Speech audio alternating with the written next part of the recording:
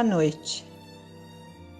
Vamos unindo os nossos sentimentos, pensamentos, agradecendo aos nossos mentores individuais, aos mentores desta abençoada casa Pronto Socorro Espiritual, pais e filhos, e principalmente a irmã Joana. E todos unidos, vamos cumprimentando a nossa amada Mãe, Nossa Senhora, que nos envolve com o seu manto de paz, de luz e de amor. E sob o manto de Maria Santíssima, nós vamos até Jesus, o Mestre dos Mestres, que nos trouxe o roteiro através da Boa Nova.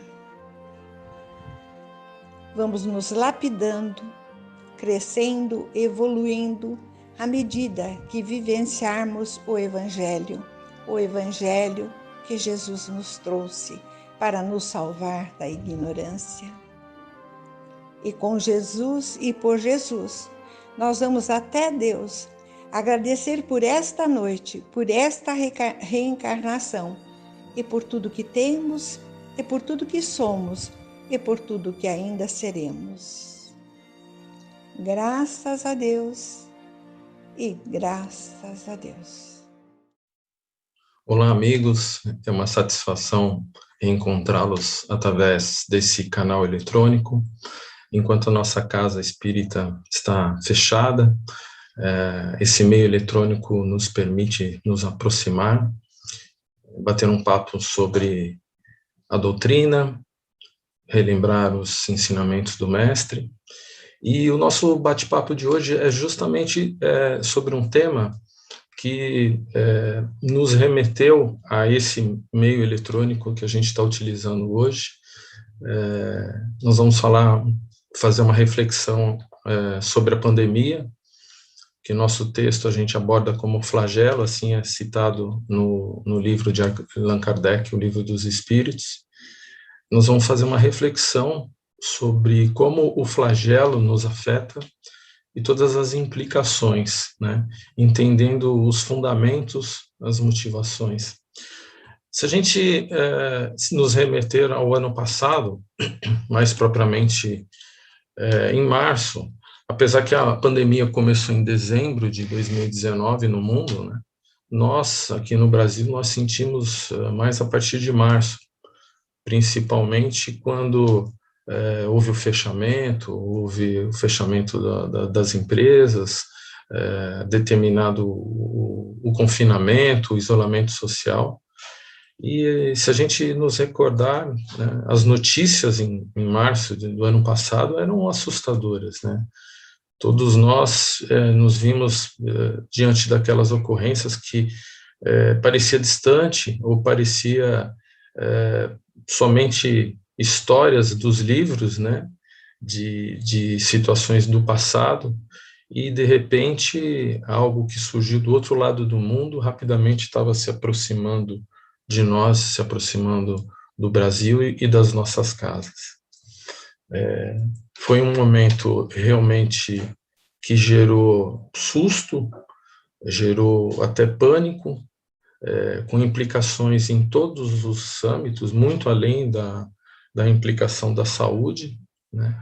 E todos nós nos vimos acuados e refletindo, né, sobre essas ocorrências.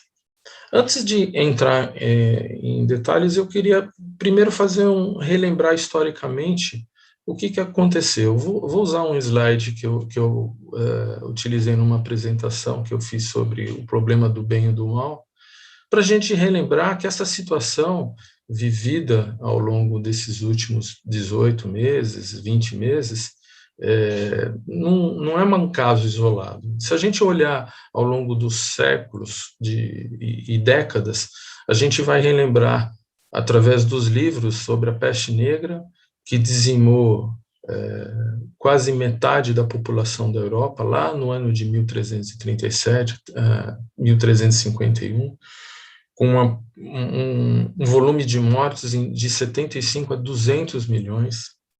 A tuberculose, ao longo de um século, matou mais de 1 bilhão de pessoas, não é 1 milhão, não, 1 bilhão de pessoas ao longo de um século. A varíola, com 300 milhões. A gripe espanhola, no começo do século passado, em torno de 50 a 100 milhões, principalmente na Europa, mas em todo o mundo.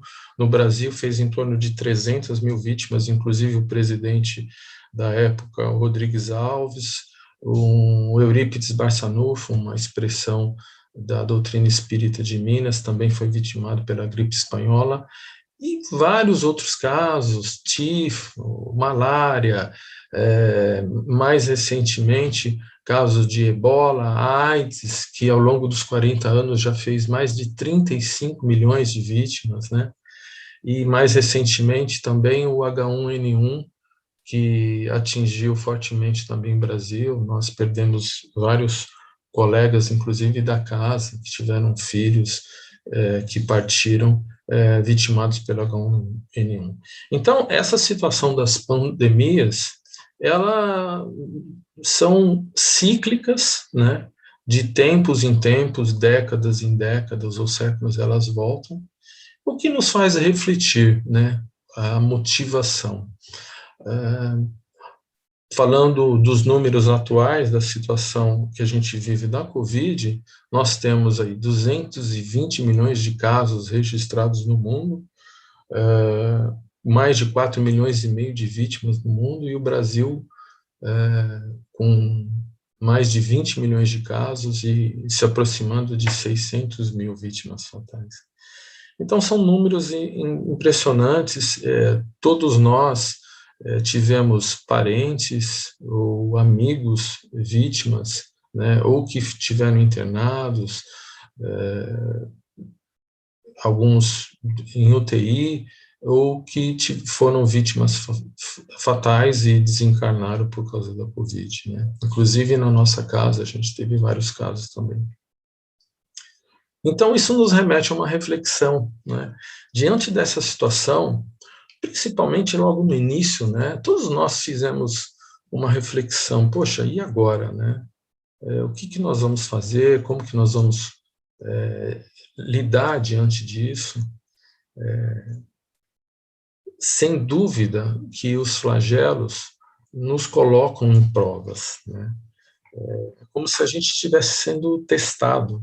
E a doutrina nos explica que, diante de todas essas provas que a gente vivencia, é importante a gente tirar o aprendizado de tudo isso, né? Hoje, nós que estamos vacinados, vários já tomaram a segunda dose, a maioria tomou a primeira dose, nós já temos uma motivação de gratidão e não podemos perder a oportunidade de refletir sobre tudo isso que aconteceu, né? E ter o aprendizado de tudo isso e continuar se protegendo, né? A gente não pode, realmente, a gente não pode baixar a guarda, né? Mas a gente deve fazer um balanço de tudo isso, reavaliar, repensar, os comportamentos que tivemos, os comportamentos que temos.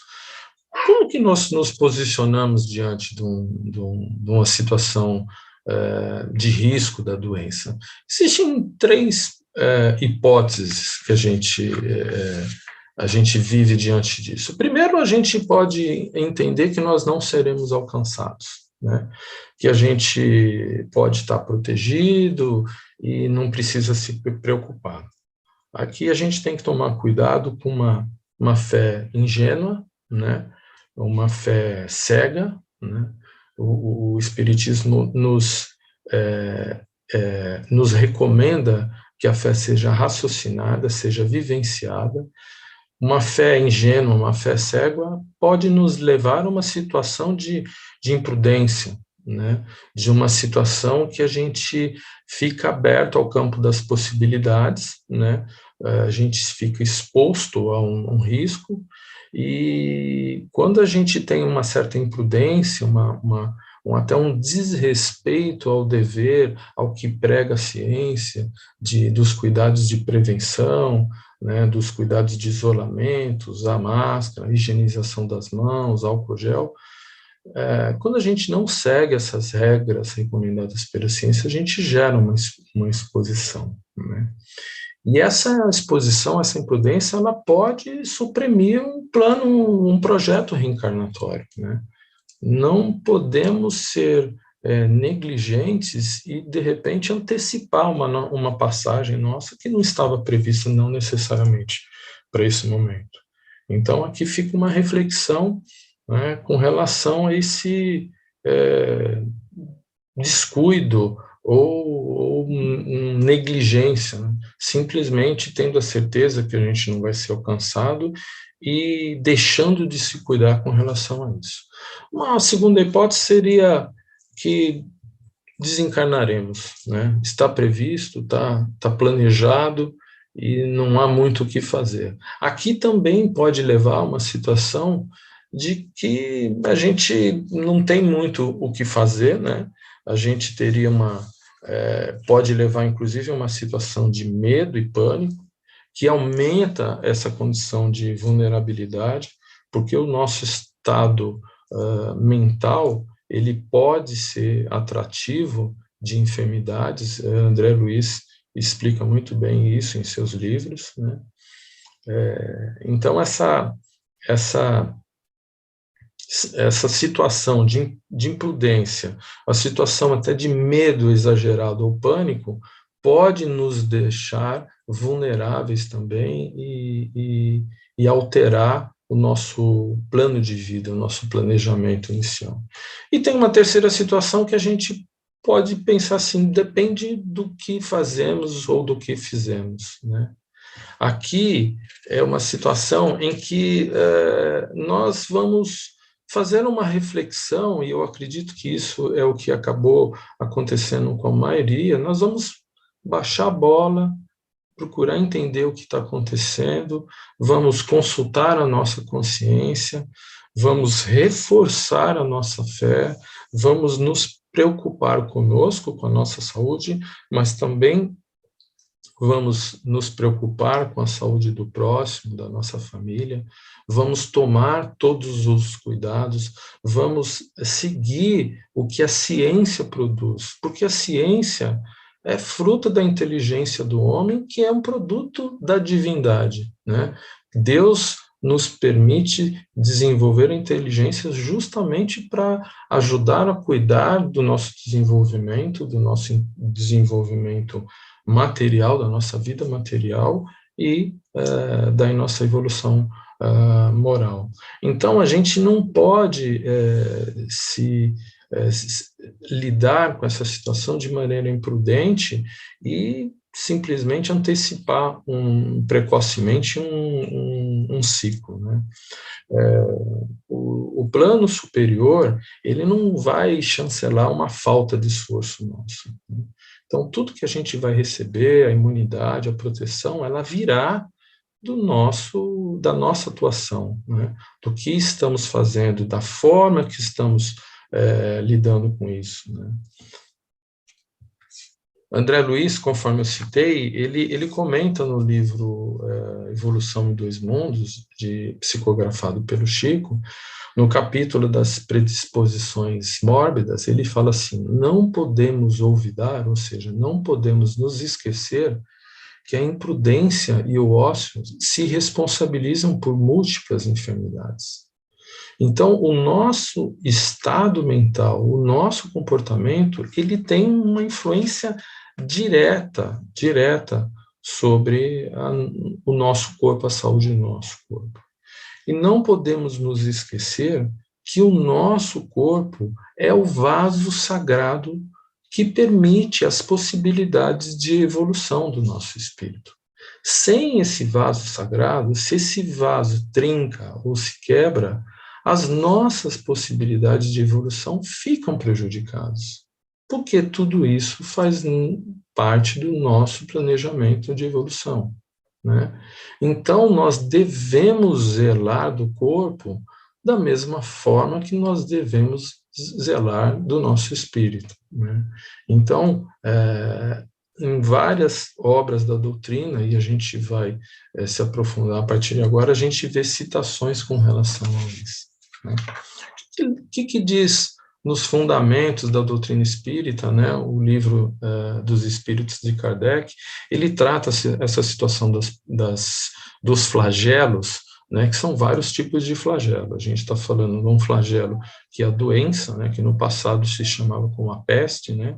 Então, são vários tipos de flagelo. A gente vai falar mais especificamente da pandemia. Mas esse conteúdo está inserido no capítulo 6, que fala da lei de destruição, né? Lá na questão 737, ele explica assim: os flagelos destruidores é uma resposta dos espíritos a uma pergunta de Kardec. Os flagelos destruidores atingem a humanidade para fazê-la progredir mais depressa. Então, nós temos uma situação de flagelo, de destruição, né? E essa destruição permite uma regeneração mais apressada, ela permite uma progressão com mais depressa, né? Então, a destruição é necessária para a regeneração dos espíritos. É uma advertência para que se aproveite o tempo e a morada que Deus lhe concede. Então, é uma situação de que a destruição é permitida pelo plano superior para fazer um mecanismo de progresso mais célere, né? A questão 739 explica assim: os flagelos têm uma utilidade do ponto de vista físico, apesar dos males que o ocasionam. Veja, a questão anterior ele fala do progresso moral, mas também tem uma utilidade do ponto de vista físico-material, né? Ou seja, elas mudam, os flagelos mudam as condições de uma região. Esse benefício, esse bem que resulta, às vezes ele é percebido só em gerações futuras. Então, nem sempre a gente rapidamente vai conseguir observar o benefício desse flagelo. Isso vai acontecer ao longo do tempo, ao longo dos anos, né? Mas eu tenho um exemplo que eu costumo citar, que é, se a gente lembrar de 1911, o terremoto de Fukushima, que destruiu, gerou tsunami, destruiu a usina nuclear, teve mais de 15 mil mortes, né? Existem centenas de quilômetros quadrados isolados até hoje que ninguém pode habitar. Essa situação que ocorreu lá em 2011 no Japão, ela gerou uma tomada de decisão pelo governo alemão de desativar as usinas nucleares, por causa do risco que ela oferece, né? Então, aqui é o flagelo tendo uma utilidade do ponto de vista físico, material do planeta, né? Uma destruição do passado gerou uma evolução, uma melhoria no futuro, né? Com certeza para salvar vidas, né, em outro local, mas ensinar a humanidade a lidar com aquela situação de forma diferente, né? Se a gente observar, fazer uma reflexão sobre todos os efeitos que extrapolam a situação de saúde pública e atendimento, né? Então, a gente vive, por exemplo, uma situação do trabalho em casa, do home office, que em algumas empresas isso era tido como proibido, né? Algumas instituições conservadoras, bancos, por causa de segurança, não se falava em trabalhar em casa, né? E hoje a gente tem muita gente trabalhando em casa, né? O meu filho está trabalhando em casa de março do ano passado e não tem perspectiva de voltar, né? Então, isso apressou, foi uma evolução do ponto de vista físico que foi apressado pela pandemia. Da mesma forma, as aulas, o ensino à distância, né, o homeschooling, as crianças estudando em casa, os pais assessorando, né, também isso foi uma revolução, né? Claro que deve-se procurar um meio termo, um equilíbrio com relação a isso, mas isso foi uma grande evolução. Com relação ao delivery, né, várias empresas tiveram que se adaptar ao delivery, não só na área de alimentação, de supermercado, mas várias empresas tiveram que criar mecanismos, né? Então, se por um lado a pandemia empregou muita gente, muitas empresas até cresceram o movimento, a gente sabe que vários segmentos foram afetados e estão afetados, né? Então, é um mecanismo de ajuste que vai levar anos, que vai repercutir durante anos ainda na vida do brasileiro. Os cuidados de saúde, os cuidados de higiene, né? Nunca se lavou tanto a mão como agora, né? Então, hoje, você chega em qualquer lugar, você já procura higienizar as mãos, lavar as mãos, o álcool gel. Há uma preocupação muito grande com relação à saúde mental, os comportamentos ficaram alterados, a presença constante das famílias reunidas trouxe um benefício muito grande. Famílias que não almoçavam ou jantavam junto passaram a ter essa oportunidade de reunião. Por outro lado, alguns relacionamentos ficaram abalados. A gente viu o aumento do alcoolismo, né? A venda de bebidas aumentou, isso é uma prova também para as famílias, né? Os psicólogos aumentaram os atendimentos, inclusive online, várias pessoas vivendo situações de tédio, problemas comportamentais, advindos do confinamento, né? E a gente também teve, né, e continua tendo, uma infodemia. O que é isso? É uma pandemia de informações, um exagero de informações, muito fake news, muitas informações falsas, circulando de tratamento precoce, notícias alarmantes, notícias verdadeiras. Então, foi uma avalanche de informação que os noticiários tinham, alguns deles assustadores, eram praticamente 24 horas de notícias sobre a pandemia, que a melhor proteção para a nossa saúde era não assistir esses programas, né? Então, a gente vivenciou isso também, né? E a mudança de comportamento em todos os sentidos, né? Os efeitos são sociais, econômicos, culturais, políticos, né? Os governantes dessa prova de efeito geral que nós estamos vivendo, também os governantes serão provados, não só as famílias, as pessoas, o comportamento das pessoas, mas os governantes também serão avaliados de como lidaram com essa situação, né?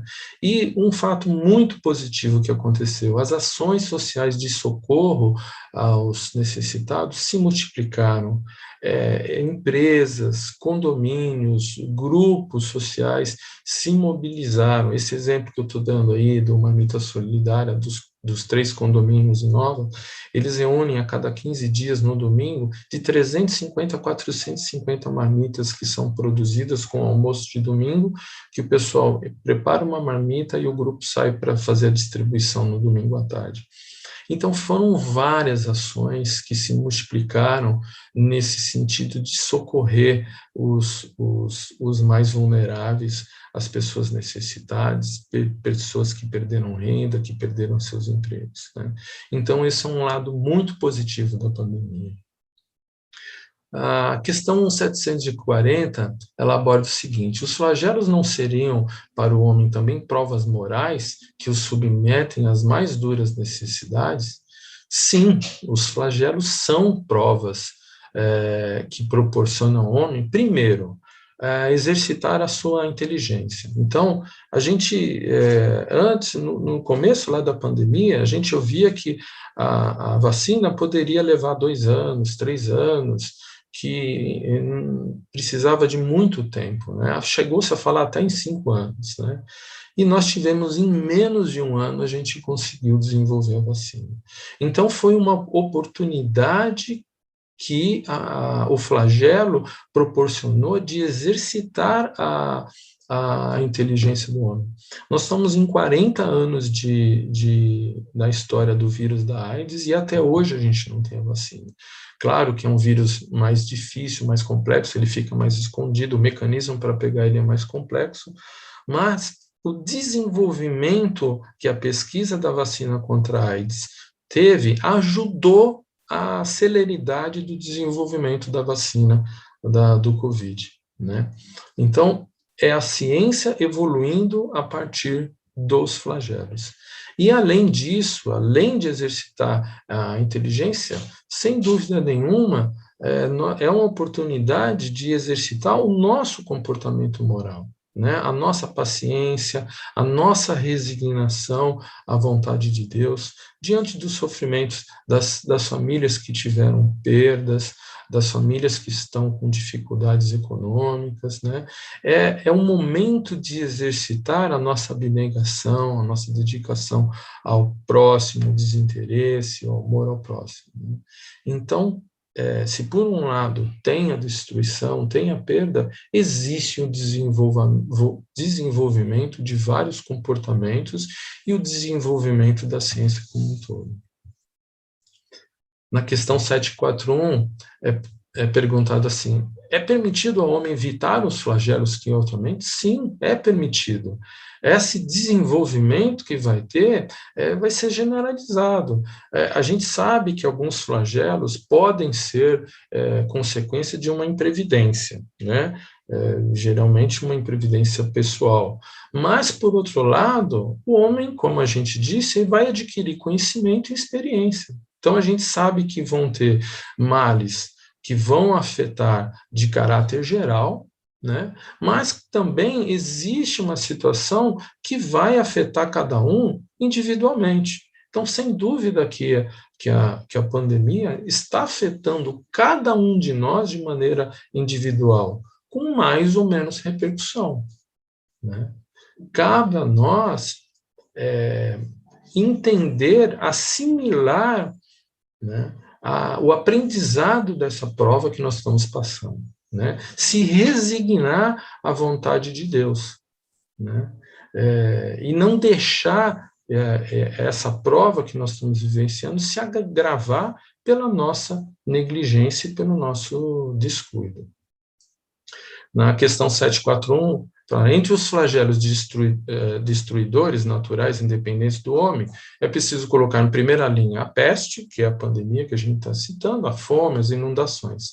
Mas o homem encontrou na ciência, novamente ele está falando aqui, olha, tem isso, mas você tem a inteligência, você tem a ciência, que pode proporcionar o desenvolvimento, o aperfeiçoamento, a melhoria das técnicas, a melhoria da prevenção, né? O estudo das condições higiênicas, os meios de neutralizar ou atenuar esses desastres, né? Então, é a destruição trabalhando para a evolução, para acelerar a evolução e o desenvolvimento, né? A doutrina espírita nos ensina que as nossas ações e as experiências vão gerar consequência, né? Então, tudo que fizemos, tudo que estamos fazendo vão repercutir de uma forma ou de outra.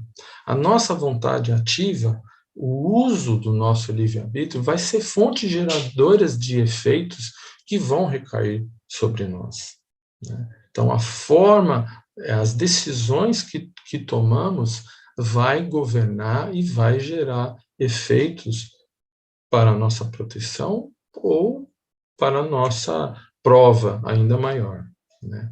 Os sofrimentos, sem dúvida nenhuma, eles são frutos de provas, de consequências do passado que podem estar oculto ou aparente. Às vezes nós não sabemos, mas nós temos uma necessidade de passar por eles, né? É a lei de causa e efeito em ação, né? Divaldo nos explica que não existe balas perdidas. É uma explicação dura para alguém que perdeu um ente querido numa situação, mas é a lei da evolução, é a justiça divina atuando e permitindo que algumas coisas aconteçam para a nossa evolução, né? Aqui só uma pausazinha, algo para a gente repensar, que andou circulando nas redes sociais, até irônico, né? Até assim, quem não souber que quer cair a ficha, explica aí, né? Os mais velhos todos sabem, né? É um texto que circulou: 10 fichas que caíram ao longo de 18 meses de pandemia, ou seja, 10 aprendizados, né? Caiu a ficha assim, pô, entendi, né? Coisas que aconteceram ao longo da pandemia. E se vocês olharem o resumo, né? Ele baixou a necessidade dos itens materiais, né? E coloca como um dos mais importantes lá no 9 ali, ó. Riqueza mesmo é ter saúde, né? E quero abraçar todo mundo. Ou seja, a gente não precisa de muita coisa para viver, a gente não usa nem 80% do que a gente tem, né? A gente viu nesses momentos de confinamento, isolamento social, o quanto que a gente, né, tem um armário cheio e não usa nem metade das coisas que estão no armário, né? Então, é uma reflexão nesse ponto, disso. Aquilo que está guardado no armário não poderia estar agasalhando, ou uma sobra de alimento, né, não poderia estender um pouquinho o que a gente faz lá no domingo, não pode alimentar um amigo que está passando por necessidade. Então, são todas essas reflexões que a gente tem que fazer ao longo disso tudo que nós estamos vivenciando. A doença do corpo, ela faz parte do processo de cura da alma. Para a gente atingir a elevação e a salvação, é preciso inicialmente o autoconhecimento. Nós temos que conhecer os nossos desvios, os nossos vícios, as nossas queixas, fazer uma autorreflexão, um autorreconhecimento para ajudar a melhorar e buscar a nossa elevação e a nossa salvação. A felicidade está na caridade, pela ação, pela palavra. Então, a nossa proteção vai acontecer a partir de tudo que nós pudermos proporcionar para o próximo, né? A melhor oração é a prática do bem, a ação do bem, né? O melhor meio de ser atendido é a gente atender alguém de forma despretensiosa, né? E aí o mal vai desaparecendo à medida que nós vamos subindo os degraus da virtude e da sabedoria. Conforme a gente vai avançando, auxiliando, sendo caridoso, esse mecanismo de proteção, de salvação, de imunidade, vai tomando conta de nós e nós sentimos isso. A gente sabe que alguns acontecimentos estão previstos, são inevitáveis, em função de necessidades espirituais maiores, né? E a gente sabe que algumas coisas podem ser evitadas, né? Pelo simples uso da reflexão, pelo bom senso, pela oração, né? Leon Denis, que foi um seguidor de Kardec, nos diz assim: corrige os teus defeitos, modifica o teu caráter, reforça a tua vontade, eleva-te no pensamento acima das vulgaridades da terra. Eleva teu pensamento, né? O melhor que vivemos, a melhor forma que vivemos é ter confiança na justiça divina, né? Saber que Deus está fazendo a parte deles, nós temos que fazer a nossa, né? Amar ao próximo como a ti mesmo. Fora da caridade não há salvação, né? A partir de todo o bem que a gente proporcionar, nós vamos estar atendidos e protegidos. E nessa reflexão sobre tudo isso que aconteceu, já que chegamos até aqui, fica importante a gente relembrar da gratidão de ter conseguido passar, estar passando por essa prova de maneira cuidadosa, de maneira respeitosa, respeitando o plano superior, e refletindo e aprimorando, cuidando do próximo, para, assim, atingir a proteção, a salvação que a gente almeja. Boa noite, obrigado. Vamos fazer as nossas vibrações. Vibramos pelos nossos entes queridos que já nos antecederam e que está morando no plano espiritual. Vibramos pela paz do mundo, pelos dirigentes da nossa nação. Vibramos por todos os nossos irmãos que contraíram o Covid-19 e partiram para o plano espiritual, sua nova morada. Vibramos também pelos seus familiares, vibramos pelos hospitais, pelas casas André Luiz, pelos asilos, pelos orfanatos e outros. Vibramos pelo nosso lar, para que haja paz, entendimento e amor. Rogamos ao Dr. Bezerra de Menezes que possa fluidificar as águas e, ao tomarmos dela, possamos ficar curados dos nossos males físicos ou espirituais. Que assim seja.